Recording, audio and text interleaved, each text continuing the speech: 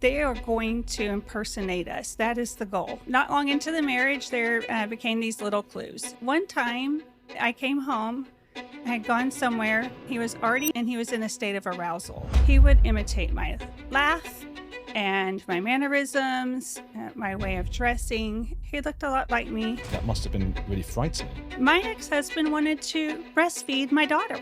My children were abused by their father's lover. He would just tell the story like he gave birth to these 3 children and let people believe that he's the mother. And he went and got on hormones without my knowledge, which he took for 11 years of our marriage. And this is a way of controlling our minds and making us trust them more. We did go to a counselor. This therapist, it deals with the LGBT community. Then she tells me that I'm also most likely a lesbian. Explain to me what a trans widow is. So a trans widow is a woman whose husband left, usually her and her children, to live a life of a sex mimic, pretending to be a woman. And so widow in the sense that it's like the person you married died. It is like that, but for other women who've had this experience, it signifies much more than just the loss of the husband. We have a shared experience. We know what these men are like. So, we identify with each other. So this is a word we can use to find each other and know that we've had this shared experience of narcissistic abuse, for example, at the hands of our ex-husbands. Mm-hmm. What was it like at the beginning with your ex-husband? Were there any indications in the early dates or things that something, obviously things you couldn't have noticed at the time, but when you look back on, you go, oh, that there was something odd or different there? There was nothing that would have indicated any type of cross-dressing or, desire to feminize, especially when we were dating. Then not long after we were married, there were some things he wanted to do that I had questions about, but I wasn't thinking, oh, he's a crossdresser or he wants to be a woman or anything like that. It was just, he had wanted to shave his legs, for example, and he always had a reason. It wasn't, oh, I want to look feminine or I like the way that feels or looks. It was that the hair was being pulled at work. He was working out in the field and he was wearing jeans. He was hand augering wells at the time. He was a field engineer. And he said that when he was doing that, the hairs on his legs were being pulled. That sounded really weird. So, but it didn't indicate to me cross-dressing. And I'm not sure I really knew what a cross-dresser was right at that time. It's so hard because I'm sure some of the people watching this will be women themselves who might suspect their husbands and who might end up being trans widows themselves, or just are concerned. And there's not really that much early on you can necessarily spot, is there? No, especially if they're trying to keep a secret. And keep in mind, most of these men are very narcissistic. So they're saying everything that you want to hear. They're basically already mimicking you. Usually when somebody is, 2 people are falling in love, you'll watch them and they're kind of copying each other's mannerisms. This happens when 2 people are conversing, even then they like each other and they're agreeing. You'll see them both leaning in. And so they're already starting the mimicking process. And this is a way of controlling our minds and making us, trust them more. But they're also studying us way beyond your normal, mimicking, on the surface level to get trust. They are learning our every move, our mannerisms, how we apply our makeup. What do we wear underneath our clothes? We are being studied because they are going to impersonate us. That is the goal. That's really strange, isn't it? And I've seen a few cases like that where somebody, and there was one in particular, I just saw an ex yesterday. I didn't look too deeply into it, but I think it was that the wife had died and that he had now become her. Right. We see that a lot with the women whose husbands have left as well. And my ex, if we put the picture side by side right about the time or a year after, so he's a little further into trying to present looking like a woman, that he was definitely trying to look like me. Everybody who saw the pictures back then said, oh, he's totally trying to look like you. And he would imitate my laugh and my mannerisms, my way of dressing. He had implants, a nose job. his chin done. And so, yeah, he looked a lot like me at the time. It's a bit like a horror movie, really. I'm just imagining those scenes of you sort of as you start to get, and we'll get into your story and how it all unfolded, but as you start to get a bit, well, you start to wonder what's going on here when you laugh and you see he's laughing the same way and those kinds of things. That must have been really frightening. That, and it's just really weird. You don't really know what's going on when you're first in this. Of course, remember, I was married to him pre Bruce becoming Caitlin. Okay. So this was not something, when you're watching me talk about this, keep in mind that this was not was not normalized yet. Bruce Jenner did that. Bruce Jenner normalized, men being sex mimics. So I didn't have this whole idea that he was going to do that at any time. In fact, in our marriage, there were some instances of cross-dressing that I found out about. But in my wildest dreams, I never thought, oh, he's going to take hormones and go live this way. But, I didn't know he was taking hormones behind my back for 11 years, for example. There were some clues that maybe had I known about this stuff, I would have known that's what it is. But I was given an alternate reason for the changes that I saw in his body, and that was that he was taking OCD medication. I see. I'm sorry, I might not have answered your question. No, I think you did, just that it's frightening sometimes to see someone mimicking you in that sense. It's just very confusing to see, for example, when I had my babies and he would retell the story of the births as if he did it. He memorized the details better than I do. And because now that we're apart, and when my kids were little and they go visit him, and people would ask about his children, and they think he's the mother. Not that his past is really great, but if you don't know otherwise, not all women, are the most feminine looking by today's standards. And he would just tell the story like he gave birth to these 3 children and let people believe that he's the mother and that we had children, that we were a lesbian couple because people knew that the children had a mother in Texas. So he would just talk like we were a lesbian couple, and he would say that we had our children through in vitro fertilization. Wow. I mean, that's insane and frustrating. And I think some people watching might think, well, if he wanted to, you've got individual liberty, you can do what you want. But I think in any relationship, if I wanted to shave my head, I'd probably run it past my wife first, just because it's, she didn't sign up to being, not that that's a big deal, but, or if I were to get a tattoo on my face or something. Or earrings. Yeah. One time he came home from work and he had both ears pierced and there were little flower earrings.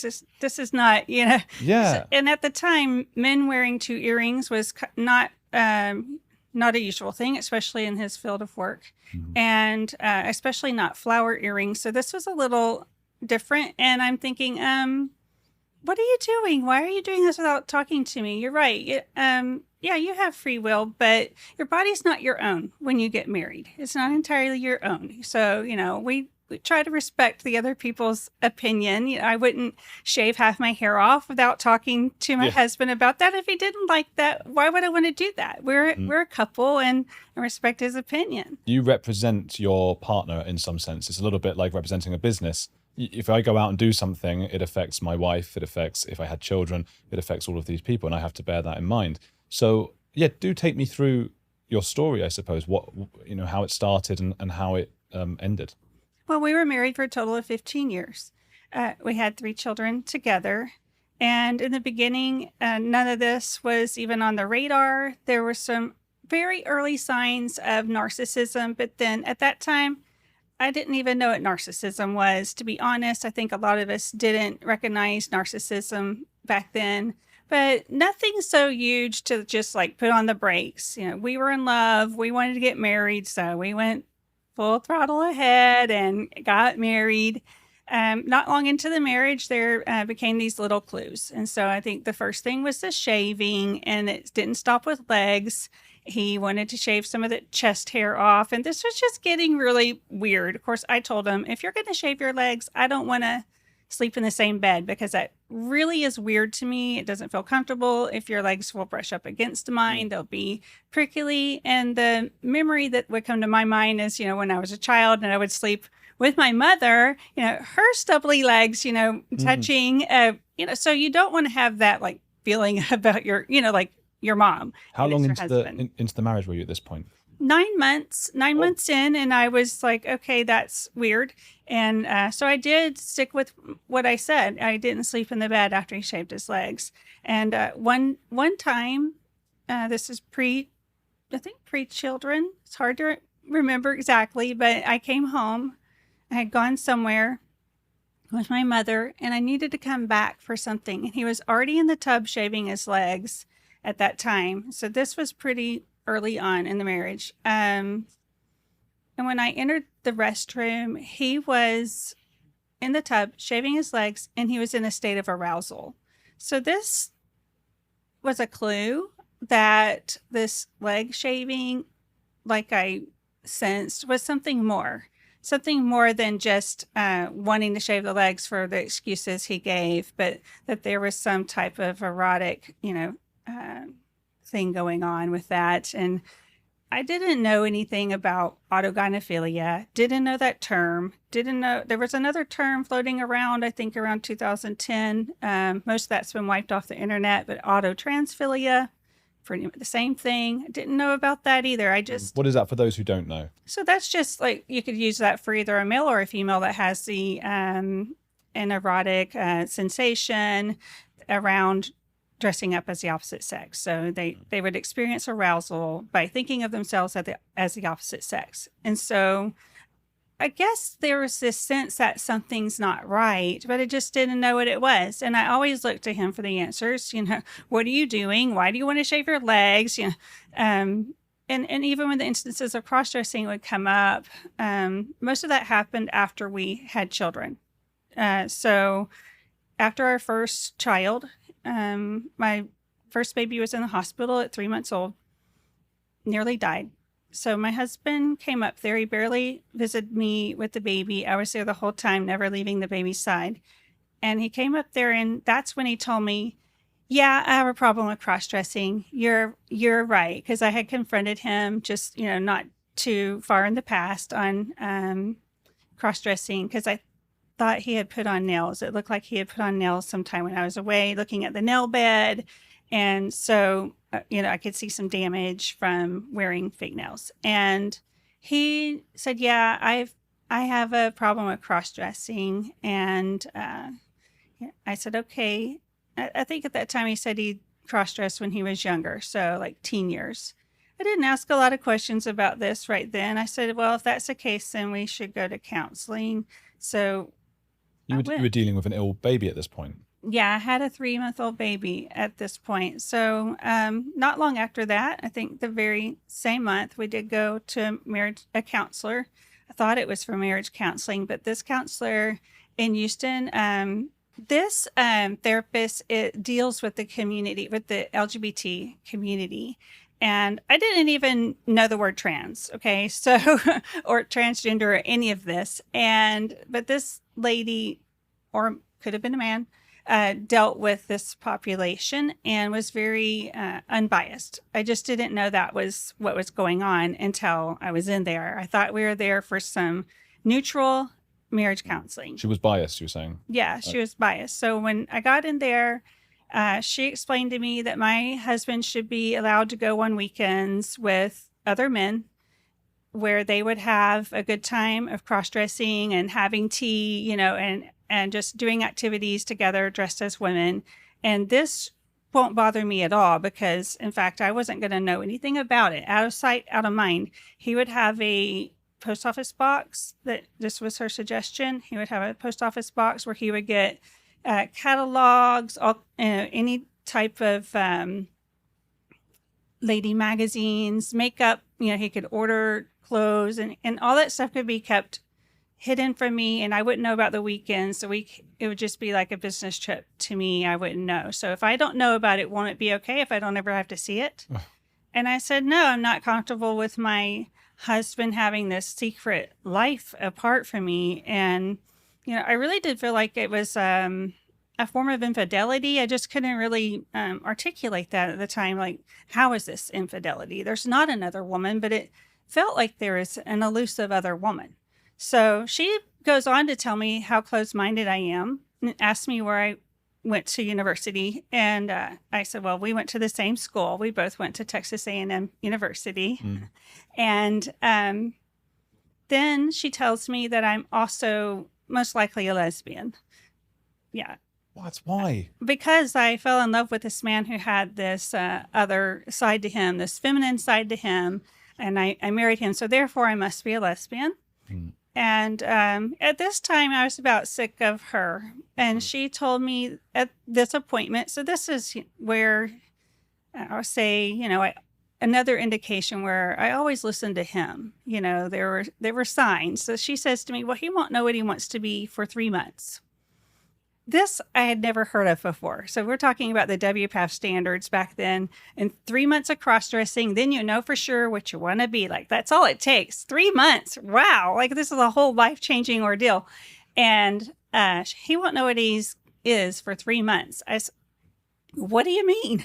If he doesn't know what he is, it's the first time I was hearing anything like that, then we're done here and I'll be filing for a divorce. So he says, well, she's putting words in my mouth. That's, I didn't say that. And we agreed we wouldn't go back to her, but she did send us to get a book. And we did go get the book. It was called My Husband, Betty.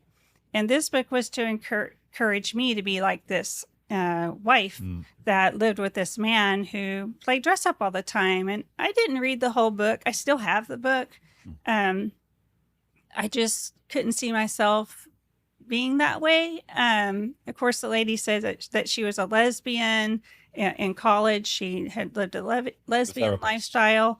And I'm thinking, at the time I thought, well, I'm not a lesbian. I want to be with a man. So this wouldn't appeal to me at all. The counselor even suggested that to my ex at some point, like at the end of the marriage. And I don't know how I came. Oh yeah, I know how I came to know it. I read some messages between him and another woman, but the counselor had told him that he would probably have success dating lesbians. She's obsessed with lesbians. Yeah, so I think it's a man, to be honest. I think that this is a stealth man because of this. I didn't know that back then. I was just like, well, I'm not a lesbian, but like lesbians don't want to be with men in dresses. I mean, what? None of the lesbians I know. So this is just, to me, a man fantasy. Did your husband find the therapist? Yes, he found the therapist. And what we came to find out, my mother and I, looking on the internet, was that this therapist is recommended to cross-dressers and in that community. Now she's published a book you can buy on Amazon to coach parents on how to accept their children transitioning. Wow. Yeah, so it's just a totally unethical woman. In fact, she wrote a letter at that time after my visit for him to transition. And he went and got on hormones without my knowledge, which he took for 11 years of our marriage, which caused, obviously we had 2 more children after that, so not complete sterility, but it did cause periods of, definitely low libido. And we couldn't get pregnant because of those, at times. And I did have a miscarriage of twins, which, I wonder, did the hormones affect the quality of his semen? And Is that a did thing? that lead? I don't know the science. Is that? I don't entirely know the science, but it's possible. I miscarried twins, and it's possible that it was due to that. I don't know the science exactly, but I have to wonder. I do know that he felt guilty at the time, and he kept saying, oh, I caused this. I caused you to, I had cancer as a result of that pregnancy. And he kept saying that he caused it. And so it didn't occur to me till later that, hey, maybe those hormones had something to do with it. One of my children was born with a birth defect. How do I know that didn't cause the birth defect? And a very painful and extensive surgery that she had to have. Wow. I don't know that for a fact. I don't know the science. I couldn't prove it one way or the other, but I think it's very careless and selfish to get on a hormone like that and not tell your partner that you're doing that, especially just from my own experience being married to someone who, definitely that affected his libido. I'm not just guessing at that. I actually read that in his exchanges with the other woman that he found online later in the marriage. And, he would stop taking them if I was asking, like, why aren't we being intimate? Why isn't anything happening there? And am I doing something wrong? And so for a lot of time, I thought it was me. I'm just not attractive. He's mad at me for something. I need to try harder. So, you never really reach the bar when you're with a narcissist, and they have, ways of kind of making you always try to reach the bar. So you were put through just an inordinate amount of stress and wondering about yourself and wasting many of your years where you're able to have children, and in some respects where you could have been with somebody who wasn't secretly taking hormones behind your back. I mean, so that's the issue here. I think, again, some people might think, well, why can't somebody just sort of dress how they want or whatever? And I think, well, they absolutely can, but they need to inform you of that before getting married, before having kids. And then you have to have a conversation. And if he wants to do that, he's got to leave you, or you have to, divorce, rather than put everybody through this and go to a therapist who's clearly just an absolute ideologue that's trying to convince you to become a lesbian. There's just so much these men do that people don't realize, that people want to trust these men. They want to trust them. And because we've been conditioned, we're living in this world like where we're looking at things through a distorted lens, especially after Bruce Jenner. And we're looking through a lens of, let's just call it tolerance. Mm-hmm. And we're really having our empathy weaponized against us. And we're forgetting reality for a minute. The reality is these are men. And it's so disordered for us to treat them like they're women. For any reason, there's just no acceptable reason to treat a man like he's a woman. He's a sex mimic, and people want to trust these sex mimics. Like, just because a man can pull it off, well, maybe they have a small frame, maybe they've got breast implants. I mean, my ex has like triple F breast. Just because a man's going around with some hair extensions, silicone in their lips, and their breasts pushed up under their chin, that doesn't make them a woman in any kind of way, not any kind of woman. We need to quit calling them anything but a man. They're a man. They're sex mimics. And people wanting to trust them, I feel like, we have some on our side of the conversation. There's definitely some on our side that, wow, that's great. You're voting for the same person I'm voting for. You're conservative in every other respect, or we want the same things. We don't want children to go through these procedures. Bravo. But how hard is that? Why are we celebrating, Bruce Jenner, for example, getting on TV and saying, oh, yeah, men stay out of the woman's sports? Why are we celebrating that? Oh, yeah, kids shouldn't be transitioned. This should be common sense. This is not like, oh, yay, look, we have a sex mimic that agrees with us. How awesomely wonderful. Give me a break, man. But women like myself, trans widows, we've had an up-close look at how unethical the doctors are, how unethical the therapists are, and just how perverted and sick the men are. My ex-husband wanted to breastfeed my daughter when she was a baby. Yeah.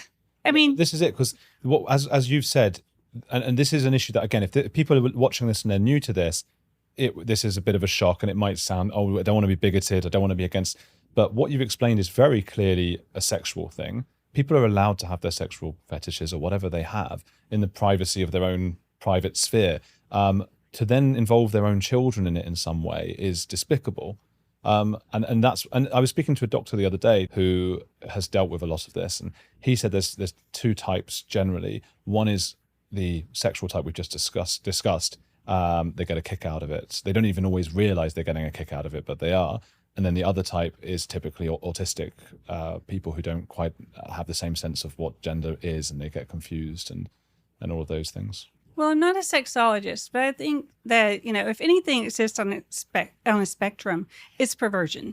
And this is a form of perversion. And so some of these guys start out when they're young. And there can be a lot of different reasons why they start out when they're young. Could be really pretty innocent, such as they experienced some trauma when their mother pulled away unexpectedly or passed unexpectedly. But they hit puberty, they become sexual beings, and, one day they pop a boner while they're trying on their mother's clothes or maybe their sister's. And this becomes, into the sexual realm. But there's lots of reasons they could do it. But then later on, they're not so aroused by that anymore.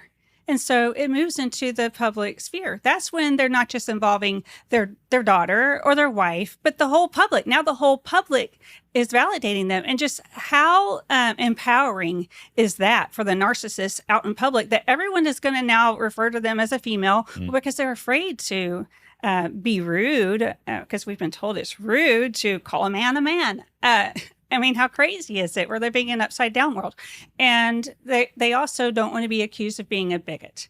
I mean, that's like the worst thing you could be called now. I think that might have started in the 90s. This is crazy. It's just call a man, they're a man. And, they should use the men's spaces, the men's room. And if they feel like men are unsafe, well, talk to the men. All you men get together and work it out, because it's not my problem. It's not a female problem. Men, you work out your problem with your other cross-dressing men yourselves. It's not my problem to solve. Just like when men commit crimes and it goes down as a female crime because our states in the United States have decided to give them IDs, make them legally women. Well, those aren't our crimes. That needs to stop. That needs to stop entirely. And I've written 4 bills to that effect for Texas that hopefully representatives will pass in this upcoming session that will end this nonsense in our Texas code. We actually have sex change in our family code in Texas. This was sneakily done. And guess who approved it? Republicans, because they have no idea when they're being manhandled by the trans lobby. They have no idea that they've been taking Texas by stealth for many, many years, which is what happened. Wow. That's fascinating and sad. I can't believe that's through the Republicans that they just don't fully understand it, do you think? They don't even know when they're being played. That's the problem. And they need to sit down and talk to someone who's had an up-close look at this, and knows the history of the trans movement. And I'm talking about me. They need to talk to me. I know the law. I know who started this in Texas. It was Phyllis Fry. It is Phyllis Fry's legacy that needs to be erased in Texas. Phyllis Fry is considered the grandmother of the transgender rights movement. And he's from Texas. And Texas A&M, supposedly a conservative college, and the one I went to, published his biography in the last few years. And in it, he calls his penis an elongated clitoris. He calls his testicles ectopic ovaries. This is the kind of wacko. Oh, by the way, this person's signature is on my ex-husband's name and gender change documents that were approved to be changed in Texas before I even got a divorce. So I went to court to divorce my husband, who was declared a woman legally in the state of Texas. So what is that? Am I a paper lesbian now? Well, apparently so, according to that therapist. That's completely insane. What about you have here, because we've got this issue in the UK. I know it's in Canada. I don't know about the States because it's all different states, I suppose. But you can effectively wipe your criminal record. So you've got these guys in the UK, the ones who can't use the P word on YouTube, but who do things to children, and then change their name, get a new birth certificate, which is insane. Because your birth certificate's your birth certificate. That is to 30, 40, 50 years later, get another one with a different name, but dated the same date, is outrageous. They get this new birth certificate. They can get their criminal background check done again, and now not with all the stuff that they were arrested for previously. So nobody in libraries, schools, parks, activities, nobody knows about their past. So in Texas, yes, you could do all that stuff until recently when I guess our Attorney General and Governor Abbott have put a pause to that. I'll say a pause because we don't have anything in the law really stopping it. What we do have in the law is a little bit of complicated code where they've inserted sex change in the family code for the purpose of changing or accepting a marriage certificate for two men or two women where one says the court establishes that they're the opposite sex. So what Texas did, even though Texas was against same-sex marriage, and we still have that in our law that marriage is man and woman, what Texas did in 2009 was basically make homosexual marriage on the down low legal in Texas by adding sex change in the family code. So they would accept a court order for someone's sex being changed so they could get a marriage certificate.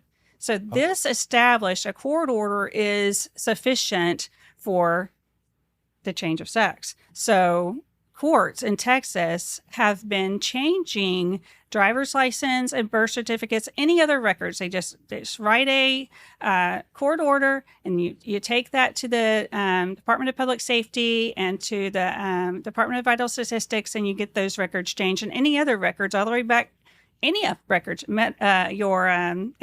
your academic records, for example, maybe your licenses that you've earned, like as an engineer or whatever, can all be changed. Professional licenses, all that could be changed. So the birth certificate and driver's license right now are not changing as of the last few months, but we need to codify in law, close those loopholes, because there are some loopholes, and that's what the bills that I've written will do, close those loopholes and define man, woman, boy, girl, husband, wife, mother, father in law. Yeah. So just to be clear then, so that would be two gay guys in Texas can't get married, but if one of them changes their sex legally to a woman, then they can marry. Right. Pre-Obergefell, that would have been, that's what that established in 2009. Now, of course, because of the Obergefell decision, two men could get married regardless. But it has the effect of turning over a very important case that was the Littleton case in Texas. That case established that sex is immutable. And what the Texas legislature did with a majority of Republicans, and every Republican voted for this in both chambers, and the governor signed it into law, that basically reversed the Littleton case. So now sex is not considered immutable in law. So we do need to fix that, because the trans lobby is going to utilize that, of course, and they're going to challenge us in court on anything we try to pass. So as long as that's in there in the code, that's going to be a problem. That's why I said, our legislators need to talk to me. Did you see the Australia Tickle Giggle case? Yes. That just blew my mind. The whole time I was watching from the side, and obviously I've now got a group of friends and people online who are on side with, I guess, me and my views on this. So it just felt obvious that Sal Grover would win that. And yet, because this guy was just clearly trolling by using this like porn star name, Roxy Tickle, to get into women's apps, and yet won. And they decided Roxy is literally a woman, legally a woman, and now can go into women's apps.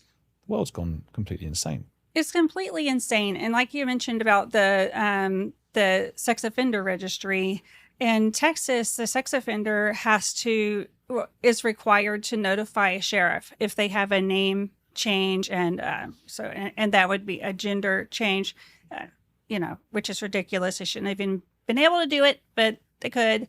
So they're supposed to notify. It's on the registrant to go tell their local sheriff. So yeah, they won't.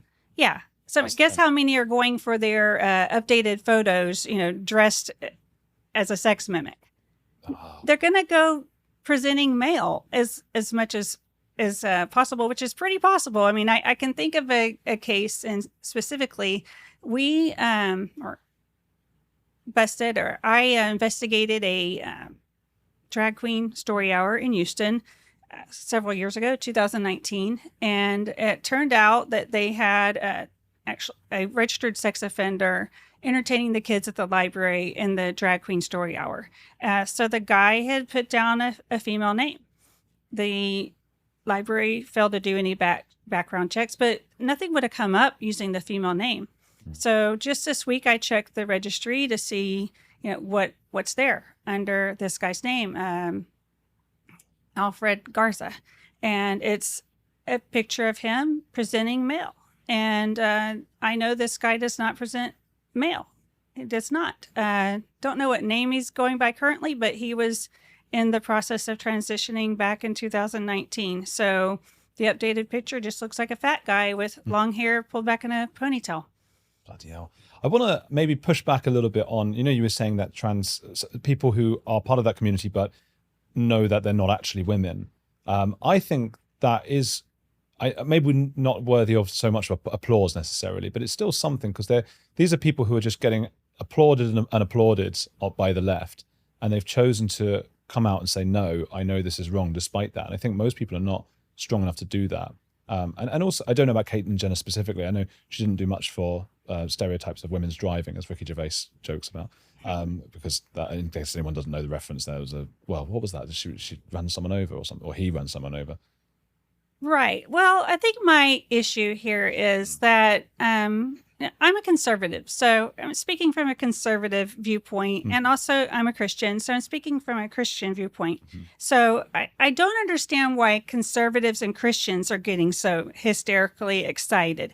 If I was on the left, I might welcome some sanity on my side. And I think, there should be more welcoming of the sanity on their side. But how sane is a man, that's got his, fake tits pushed up under his chin and is trying to look like a porn star, to be quite frank? They're not sane. But I suppose what they would say is, okay, there's the sexual element, which is very difficult for us to get past because it's something that it's mad that we're having to change policy for somebody's fetish. That's insane. Right. But some of these people we're talking about are saying, no, we shouldn't change policy. They have their fetish, which they believe they can't control. And often it's because they were abused when they were younger. It comes from trauma. So It's not to say let's herald them as the new dawn of whatever, but we know that people in cults, for example, are only really convinced by other people who are sort of part of their cult. So the best chance we have is those guys, whether it's Caitlin Jenner, Blaire White, those kinds of people. Their voice is relevant, and definitely their experience, and they have every right to share that. So I never deny someone their right to share, and it may ring, it may, have that effect to wake somebody up who is, headed down that path. So definitely they have their place. I would say as a conservative and a Christian, we need to be careful, because I don't think we have the same line. We don't have the same line. My line as a Christian and conservative is reality. And that's the only way we're going to safeguard women and children, is if we hold the line at reality, regardless of the reason. For someone like Blaire White or whoever, maybe they've had some bad experience early in life.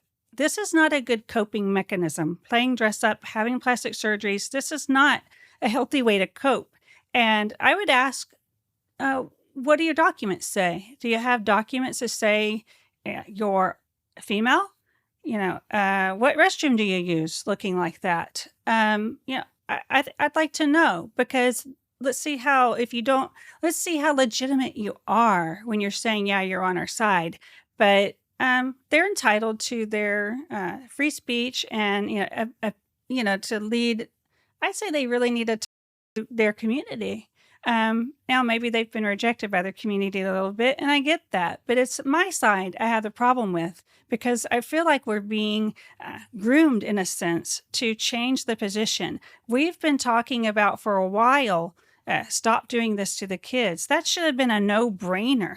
How did we ever get to the place where we've allowed, men to get IDs and birth certificates and vice versa, that say they're the opposite sex? How have we gotten here? Because we looked at the first couple of people who did this, and treated it like a car accident to look at, or a circus sideshow, just like, oh, wow. We didn't ask the questions, and we should have asked the questions like, what does this affect? This is clearly disorder. And when we put this in society, even without policy, you have a cancerous growth. If you have disorder, it creates more disorder. I think there are two schools of thought with this, and I think one is hold the line, which I think is you're on that side of this, and I'm not sure where I stand on it, but hold the line, and because if you give an inch, society starts to take, and we have seen that happening. And then the other argument is when you're dealing, like I say, with cults or radical people who've been radicalized, the best way is to have people who are also or have had similar experiences, who can not really get them to completely change their ways, but might get them to go from a 10 out of 10 radical down to a 9 out of 10 or something. All you can really do is to stop them being violent. That's the main thing. You might, like, I'm talking about like a radical Islamist. You can say like, hey, okay, you're right, I agree with you, whatever you want, but let's not be violent. And that's often the way to de-radicalize people. So it's really hard to know which way. I think we're all scratching our heads going, is it hold the line, don't give an inch? Or is that going to just radicalize more of these people? Or is it, okay, we really need these people like Blaire White who may do things that we may not agree with, but at least I mean, how many people might Blaire White have converted away from really believing that they are the opposite sex? Because Blaire White will say that you're not the opposite sex. And I have men contact me and say they've decided not to do the things after they heard, how I articulated how it's affected my children and how it affected me personally. And just saying quite honestly that I think this is a fetish. It rang true. Some men were able to admit that and admit that it's actually hurting their wives. So, as a trans widow, I can say that I was in a support group for over 200 women, all Christian, who experience similar things that I experienced. So this isn't like, I get this all the time. Well, just because your ex did those things doesn't mean all are like that. Just get online, just do a little research, guys. There are plenty of these men who have the fetish for the breastfeeding. There are plenty of these men who just talking about getting the euphoria boners from going in the ladies' restroom. There's plenty of footage of men self-pleasing themselves in the ladies' restrooms. And I'm not saying that your favorite sex mimic does that. Maybe they do not. I hope not. But there's a problem when you have someone who passes pretty well, like because they're small frame, like Blaire White, for example. And they're sitting there saying, well, I had to do this because, this is just how I feel good. So you've just applied the same reason. The kids are watching. This is on YouTube. Kids are looking at this. Well, that's how I feel. That's how I feel kids are thinking. And maybe I can be, I'll feel, even sex mimic Buck Angel is saying these things. Well, this is just what makes me feel better. Supposedly, she's on our side, but she's saying that she feels better looking like a man. Well, and that it's really enhanced her life, and kids are hearing this. So you're giving the same reason. So if age is what we're talking about, if you're drawing the line with age, I feel like that can be moved, and we should be really careful because in California, for example, they're doing everything they can to erase that line. And that's not, it's not a matter of what someone's rights are for me. It's right versus wrong. And you can't change sex. And to attempt to, and to try to order society around this, either in policy or just in, just culturally, it's wrong and it's problematic. See, I think Buck would agree with everything you said, because Buck doesn't want children to transition or to try to transition or anything, and would also say that he or she or they or that Buck. I mean, Buck really looks like a man. It's hard. It's confusing. I think, but that Buck is mentally ill. I mean, Buck. I've seen Buck say that. Like, I have a mental illness. This is what's happening here. It helps me deal with it. And to me, if Buck's doing that and and that's the message he gives out or she gives out, and is with a partner or whatever who they're not lying to, because surely the problem with the trans widow situation, I mean, the problem for trans widows is the deception, the lying, the hiding things, and all of that. I mean, if for me, I don't know, I'm just confused. I'm really confused. It's all very confusing. And yes, Buck Angel has bragged and still advocates for using whatever restroom you identify with. As far as I know, I keep seeing the same thing posted repeatedly by Buck. It's a would you want this woman? And she puts her picture looking very masculine with all the muscles showing. Would you want this woman in the ladies' restroom? That's the question. And the reason we don't have men in women's is because men historically are the abusers. It's very rarely that a woman is an abuser of a man. I mean, I'm sure it happens. It's so rare though, and men make women very uncomfortable and all of those kinds of things. I don't think I mind if Buck Angel or someone like that is in the men's toilets. Maybe it's not ideal. I can't speak for all men though. I believe it's a problem that Buck Angel created and not my problem. I don't want, I don't mind saying that a woman like Buck Angel shouldn't be in the woman's restroom, because that's confusing for all of us that have to rely on, just appearance to know if we're safe or not. And if a man or someone who looks like a man is in the woman's restroom, women are going to feel unsafe. This is a space where we're adjusting our bras, our underwear, pantyhose, Yeah. and we're in a state of undress when we're in those behind those doors, which are often have a little crack and a crack underneath. Yeah. This isn't the safest place, and so men keep out. Which is a strange design, by the way, because I can't think of doors in any other part of society that have so much open space above and below. It's the one place you'd want privacy. There must be some sort of Well, because only women were going to be in there, and we don't have a habit of peeping in at each other. Or even so, in the men's room, I'd rather it be covered. I just want my privacy. I just feel like, I mean, the door of this room doesn't have a hole at the top and at the bottom. I don't know why they put them on bathroom ones, but that must be cheapness, I guess. Cheapness, airflow, or maybe airflow. Oh, could be. Yeah, I don't know. I'm not an architect or a designer, but I think then the rule should be, when in doubt, go in the men's room, because I don't mind if they're there. Yeah, I think men are going to have to be the ones to deal with the sex mimics in their restroom. We've got to prioritize safeguarding women and girls. And we can't do this when we're coming into agreement with this ideology on any level. And so that's why I hold a hard line on that. Sometimes I slip and call somebody the wrong pronoun because they look pretty convincing. And so it can be very hard. Mm-hmm. But and then I'm worried as well, because I am, that there's going to be comments going, "Oh, you've said the wrong. You said it was. Do you know what I mean? Like you said Buck was a man." And oh my gosh, you just can't always. The first time that I ever saw Buck Angel online was when I was actually investigating a therapist that was grooming a child to transition, a male to transition into female. And this therapist, I think, was a female to male, from what I could discover about this therapist. And this therapist was a big fan of Buck Angel. So yeah, sometimes I'll say he for Buck Angel by accident, because when I first discovered Buck Angel, I actually just thought this was a leather daddy, and that this therapist did have an interest in the leather daddy scene, as I found out. But I actually I didn't ever hear of Buck Angel before that. So in my mind, this was a man that was leather daddy. So yeah, so in the back of my mind, I still sometimes am thinking male, but then I started seeing some post of hers that said trampaw. And what is that? Was a word we used as a joke around my house. Like, oh, whenever my kids have children, what are you going to call, your dad? What are they going to call your dad? And, one of my kids joked, oh, trampaw.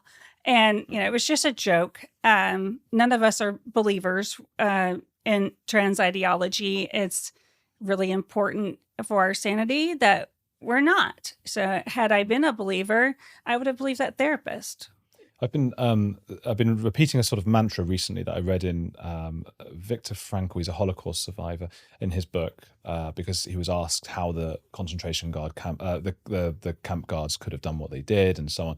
And he said, in any ideology, in any group, there are decent and indecent people. And I think that's a really nice way to look at the world. So there are decent and indecent conservatives, liberals, trans ideologues, anti-trans, and on all sides. And my experience of Buck is that he or she is a decent person who is very confused and suffering from some sort of derangement that Buck is aware of, and is trying to help people to not go down that route. I mean, for me, I just don't care. Sure. She's not my neighbor. She's not my coworker. We're not in any organizations together. I don't have to I don't have to like or care if Buck is a good person. But to me, I don't care how good of a person a sex mimic is. they're doing something that I think is profoundly harmful, what they're putting out in society. And Buck, by the way, is a pornographer, which I'm entirely against. And Buck is selling sex toys for female to males. So Buck is benefiting from transitioning, and I don't believe anybody. I don't have this libertarian mindset where, this is okay for adults to do, but not okay for children. I don't accept that. This is completely unethical. It's harmful to the body. It's unhealthy. And if a very disordered person says, "Oh, but this makes me feel better," that doesn't make it right that the doctors are doing this. This is a huge industry. Now the private equity groups are suggesting, invest in this, and it's in the billions of dollars. And whenever I exposed that, what they had estimated that at, like about a year and a half ago, I put out a post. It was immediately taken down by the website that was putting that out there, because people know better. They know this is wrong. This is wrong to try to sell sex as a product. You're born male or female. You can't change it. And nobody believes they're born in the wrong body. They don't believe that. Nobody is profoundly confused about who they are or what they are. They know. How do I know they know? All the steps they take to look like something else. And they're all, in my mind, cross-dressers. I don't care how many procedures you've had. You've just, brought your skin. You're altering your skin as part of your cross-dressing. What would you like them to do? What should, they clearly have some compulsions. There's something not quite right going on in their head. What should they do? Well, they've been completely failed by the therapeutic community and the medical community. And I think they need better ways of coping. And if you're going, there might be a place for, like you said, this is a cult. And I do think it requires some deprogramming. And there might be a place for them in that. And in the therapeutic community, I don't appreciate how out there they are and how people in my sector of activism are just celebrating this. I admit it's great to hear that we agree on so much, and they may be wonderful neighbors, wonderful people to work with, a wonderful sister, brother, family member, but they aren't those things to me. And in the area of activism, I believe they have a different line than I do, and that is they want the adults to be able to do these things. And I'm saying it's profoundly harmful. It's harmful to their children. It's harmful to society. It's not just, "Oh, I'm hurt that, my ex left and I experienced this loss, and my kids experienced loss and all the pain that comes with divorce." And it was hard. Between 3 kids, there were 6 suicide attempts. So yeah, it's been very hard. All we hear about how hard it is. We hear how hard it is for these sex mimics, but it's very hard for the parents whose kids are doing this. It's very hard for the children whose parents do this. And for many other family members, my children didn't see their cousins growing up because of this, because there was a division in the family over all of this on his side. So this is just profoundly harmful. It's in so many ways. So I prefer they took this to the therapeutic community and shared their experiences there, instead of trying to get all this to say, "Hey, look, guys, there's some good ones. Yeah. I feel we can do both. I'm talking about individuals who are not married, who don't have children, I'm not saying they should change or try it. Well, it's not changing your sex, is it? It's just cutting things off and inverting things and mutilating them, really. But I suppose I am, that's where we differ politically. I am more libertarian and more do what you want if it's not harming others. In your case, it was harming a lot of people very seriously. Tell me about how that did start affecting the kids.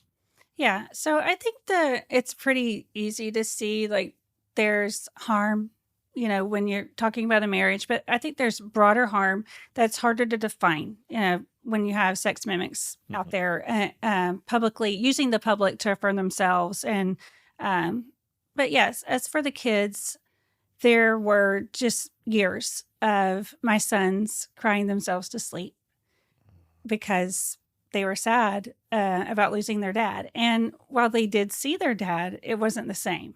It was like seeing an imposter. And they often even used words like that to describe their dad, an imposter or an alien. They were told they could no longer call their father dad. This was from court-ordered therapy. The therapist said, we're going to come up with a new name for your dad. So that was probably one of the most heartbreaking things that I heard. They wanted, so when you had those times at school where there was a father-daughter event or father-son event, my kids would just put their head on the desk and cry. And you have these, woke, whatever that means. Let's just, but we have these people who would say that because you have parents who are identifying as trans, then you should not have those types of events or, be more inclusive. That's not at all what my kids would say. That's not what they wanted. They just wanted their father. They are kids. They're closer to what's natural, when they're young than at any other state in their life. They've had less indoctrination. They wanted their father to just be their father. Mm-hmm. Look after them instead of them having to look after him. They didn't want the world to conform to this disorder that was in their lives. They wanted their father to be a father. So those kind of things, were really hard growing up. And the decision-making was really, I want to say the priorities. Anybody who lacks clear boundaries, which is how I feel these men lack boundaries, is willing to put a lot of things before the children, such as a lover who isn't being good to the children. So my children were abused by their father's lover, and I had to get a court order to keep the lover away from my kids. I'm so sorry to hear that. What lover? Was this a woman or a man? This was a female to male. I mean, a male to female. Oh, wait. So it was another guy. I'm sorry. It was a female to male. Oh, it was a woman who wanted to become a man. Right. And she walked around with her breast cut off, her scars and everything right in front of my children, and would ask my children to give her injections of testosterone and enforce pronouns, and would threaten to spank my children if they used the wrong pronoun for their father. Yes. Yeah. So eventually she threatened to kill all of my children and my ex-husband and me. And so we had to have a court order to keep her away from the kids. And then there was a custody battle, wasn't there? There were 2 custody battles, once at the beginning of the divorce, and then a couple years after that, there was another custody battle. And of course, he had a law firm that was specialized in transgender law and had more than one lawyer, and I had one. And he had a donor money, and I was on my own. So until I met my current husband, who said, well, this is affecting the kids' education. And my current husband, he's very for education. That's very important to him. And he wanted my kids to have a good education. So he stepped up, and the next time I got sued by my ex, he's like, I got you a lawyer. The bills will come to me. We're going to win this. If we have to go to the Supreme Court, we're going to win. And we ended up settling, but it was a pretty good settlement. Probably should have went all the way.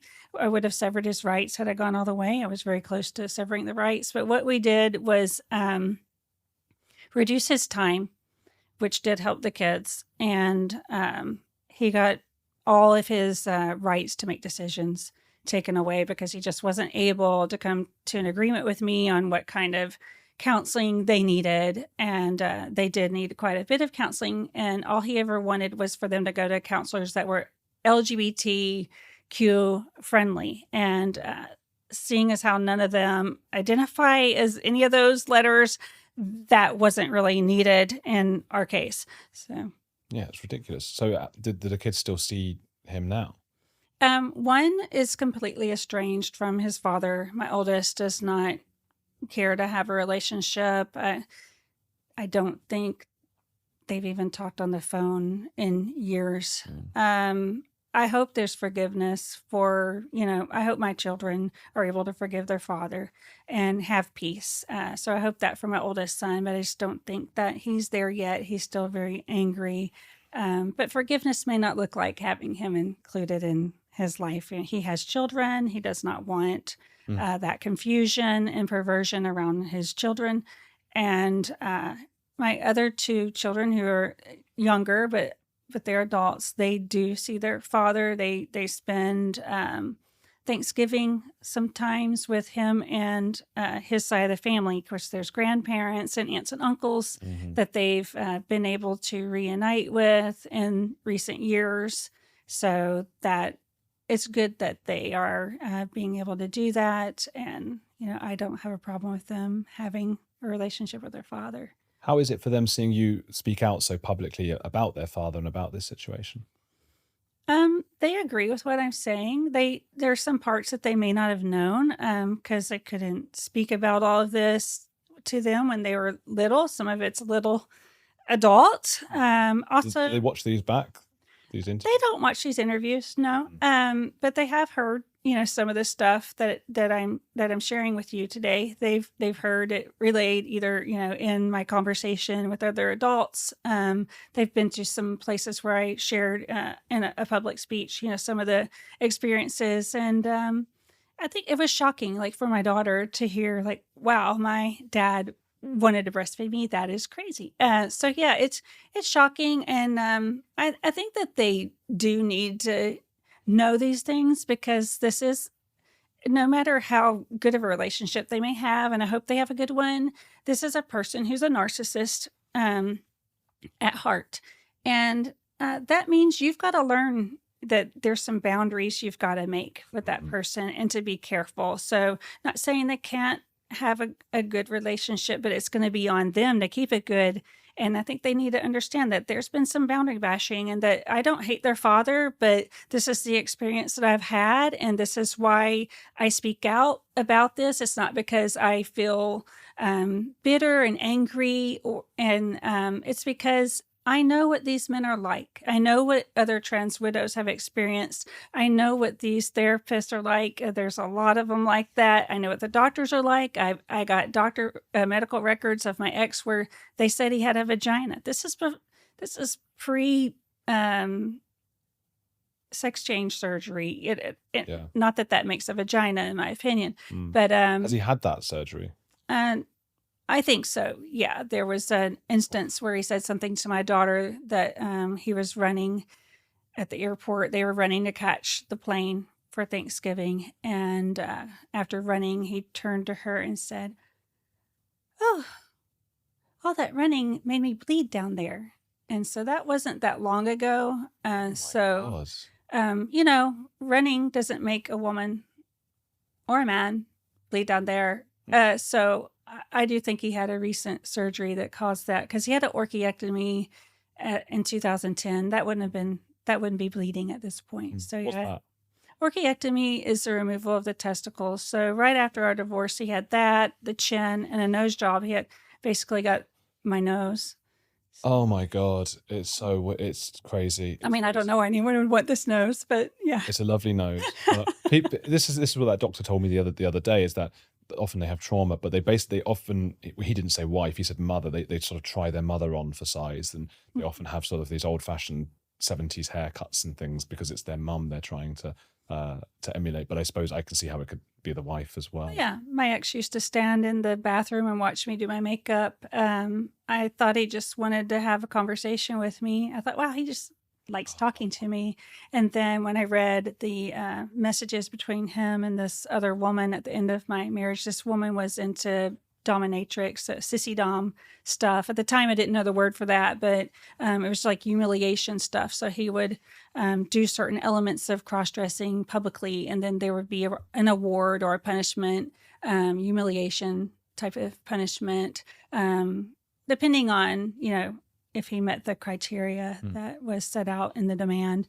And so this person, in their messages, that's how I learned, a lot of the things about him. got one more question for you, but first, how can people help or get in touch with you or follow you or something? So you can follow me on X, where I'm more free to say, say things, and that's Ask a Trans Widow, at Ask a Trans Widow. And I have a website, it's very conservative, Christian, right leaning. If that's not your thing, you might be a little put off, but it is speaking to my audience here in Texas primarily, and trying to move our legislature, which is conservative or supposed to be. So that's why it's that way. So probably 25% of this audience will resonate with that. Yeah, but most of my followers on X are women. Mm-hmm. I am fighting for women in this. So despite having different political ideology on many other things, there's a lot of agreement with women who I wouldn't agree on other things with. But I have madmamabear.com.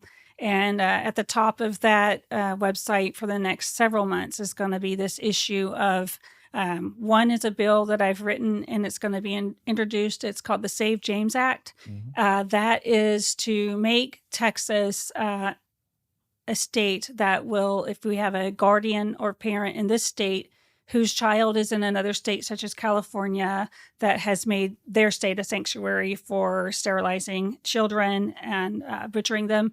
Well, this will change our family code so that a court in Texas can have emergency jurisdiction to extradite the child back here to be with this parent if they're in danger of undergoing any of those procedures that we have forbidden in our Texas code. That's huge. Yeah. And getting in law, closing those loopholes and defining woman in law in Texas are the other bills. So I'll be writing there on progress or lack of progress and anybody getting in the way. You can look at my X account. I will have ways. I also have at NSFW Texas, which means Not Safe for Women Texas.